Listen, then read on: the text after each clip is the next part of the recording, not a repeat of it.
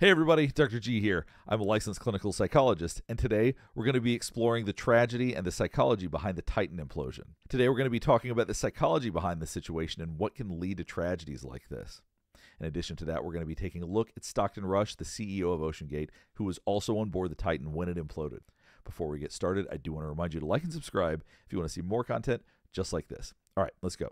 The first thing we're going to do is watch Stockton Rush talk a little bit about OceanGate and what he wants to do with it.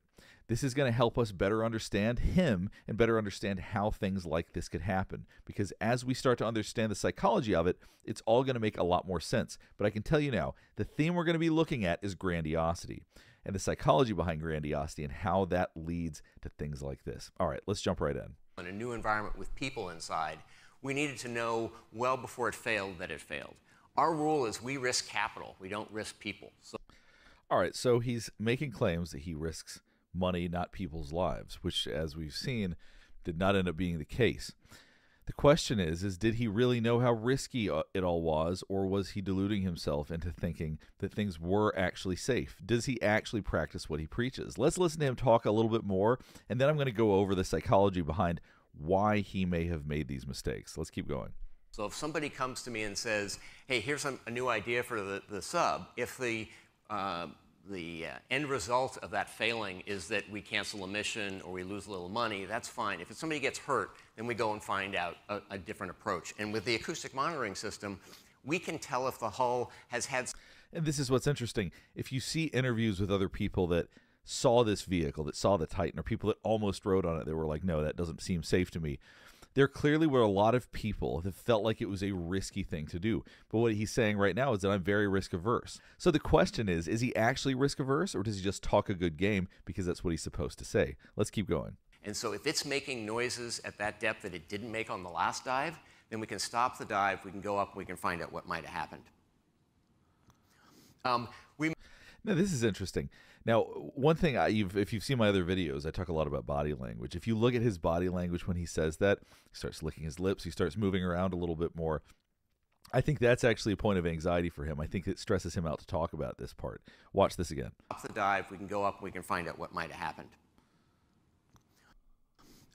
We made one hull. I took it to fourth aim pre-preg that's used on the 787 with our partners, and we couldn't have done any of this without partners. Great partner in Electro Impact. So once again, when he's presenting this information, he's talking about how they used all the best parts. There have been reports, although I can't speak to the truth of these reports because this is just what I've seen on the news. People have at least claimed that they sometimes use zip ties, that they would do quick fixes for things, that they didn't always buy the highest quality materials. So it's interesting to hear him talk about this really not that long ago about what a premium product they actually have. It's like going to a museum with no labels and no guide. It's night and day. So we said, okay, you got to have a pilot, you got to have what we call a subject matter expert, and then you don't do the coolest thing you're ever going to do in your life by yourself. You take your wife, your son, your daughter, your best friend, and so you got to have 4 people. So we hear him talking about the idea of taking whole families down there and the idea that he's willing to risk people's lives to do these things. And so the question is this someone who is truly risk averse, or is this someone who is willing to risk other people's lives in order to have those experiences, in order for him to start building more of a business that explores the ocean, much like I believe that it was referred to that he, in essence, wanted to be like SpaceX, but in the ocean. All the subs out there were either 2- or 3-person subs. And then you also needed to have enough depth of field that you could tell a story behind the sub. So a sphere is a great thing for pressure. It's a terrible thing to live in. In essence, what he's saying is you want to have a great view. You want to have someone that can essentially narrate what's going on, that understands the marine biology, that can explain all of these things so that people can have a great experience. So here's part of where the grandiosity comes in, is it sounds all well and good that you want to create these submersibles that you can have these expeditions on, have extra people come along, have someone that can narrate the whole thing. Like, that all sounds very nice, but it's also an unspeakably risky and dangerous proposition. But the grandiosity comes in that he wants these things, but they're not practical. That's not really how things can work when it comes to the deep ocean. So first, let's talk about some of the different psychological mechanisms that could have played in to why somebody would engage in such risky behavior despite claiming to be very risk averse. One of them is an overconfidence bias.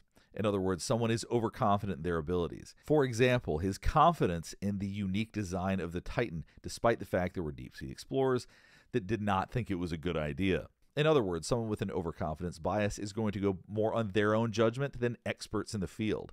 The illusion of control. Now, this one, it's hard to dispute. I imagine that this is probably one that played in. So the illusion of control, an inflated sense of control, an inflated belief that someone has more control than they actually do, can lead them to taking greater risks and minimizing safety concerns because they believe that they have control over the situation. So ultimately what happens is they end up underestimating risk and engaging in riskier behaviors. And this can lead to problems, obviously, because then you ignore safety regulations. Then you do things that are riskier because you believe that you have more control than you actually do. I'm curious if he was immune to criticism, how much he was really willing to take criticism to heart, because as we've heard more and more people talk about their own reservations about writing on this, there's no doubt that plenty of people were critical about the way that the Titan was designed and operated and the inherent risks that came with it. So I'm curious if he was actually capable of hearing criticism and using it and trying to incorporate it, or if he really did ignore what people would say to him. There's also the possibility there's a grandiose sense of self-importance. He talks about, and I didn't show the clip of this, but he talks about how sometimes you're going down in the deep ocean and you're the only person who has ever seen certain fish or certain things, and it's just you, and you're very special because you get to basically see all of these things. He didn't put in those words, but that's in essence the message. That if he's doing that, it likely means he's not respecting inherent risks, because this is what we see with people that are grandiose. They minimize inherent risk. And so there may have been a lot of cognitive biases that got in the way of him being able to truly accept the risks. Once again, he talks about the risks. He may understand them on an intellectual level, but it doesn't sound like he may have taken them as seriously as a lot of other people did. And so the reason why may be these things that we just talked about. It may have been this level of grandiosity. And ultimately, his willingness to take these risks cost him his own life, as well as the tragic loss of 4 other people's lives. So is Stockton Rush someone who is truly committed to safety, or is he someone that knew the risks and didn't care and was willing to risk the lives of others? It's certainly possible that certain cognitive biases may have played a role in making it so he couldn't see the fact that he truly was risking other lives. Or it's possible that he just didn't care. It's hard to say which it is. So as more people talk about him, as more people talk about interactions they have with him, maybe we'll get a clearer picture.